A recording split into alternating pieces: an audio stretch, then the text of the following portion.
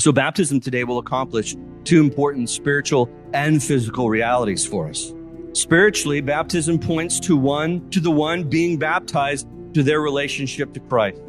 I've had the joy of sitting down with all four of the students today separately and talking about their faith and why does they want to be baptized and what is it they think that's happening.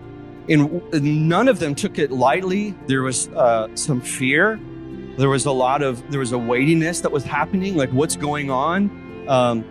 And as terrified as they are today and standing in front of you and to take a bath legitimately in front of you, I mean, it's kind of a humiliating thing to think about.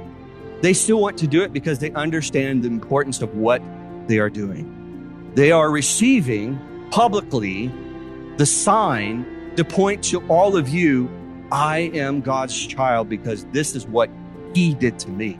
He cleansed me. And I want the world to know, and I want to join this family as those who are a part of the children of God.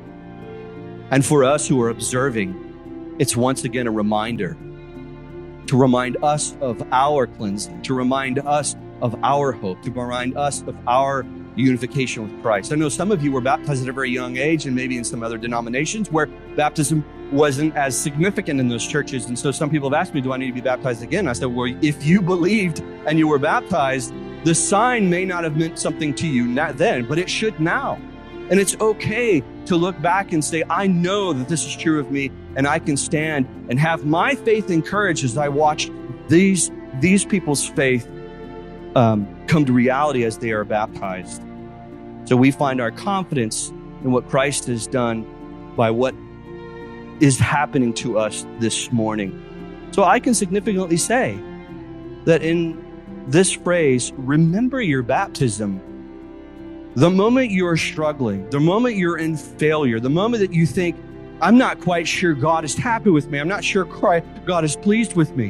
When Christ stepped into the waters of baptism, or when Christ was on the cross, He didn't say, do the best you can, and it needs to be about this much, and then I'll take it from here. Christ covered all of your sins and provided all of your obedience. And to remember your baptism is to remember what has happened to you. You've been washed, you've been cleansed, you are now unified, you've come up out of the water a new person.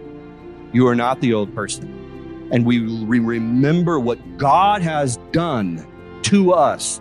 We never think about what we have done for Christ, because I can promise you, it is never enough. This is what Paul means in Galatians when he says, did you begin by the work of the Spirit and now you're going to perfect yourself by the flesh? He says, oh no, you've begun by the Spirit and you will be perfected by the Spirit. Look to Christ in faith this morning. And I can say with confidence, those who are standing here and to be baptized this morning have confessed that to be true. Thank you for listening.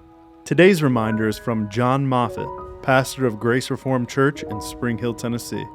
Everyday Grace is a listener-supported podcast.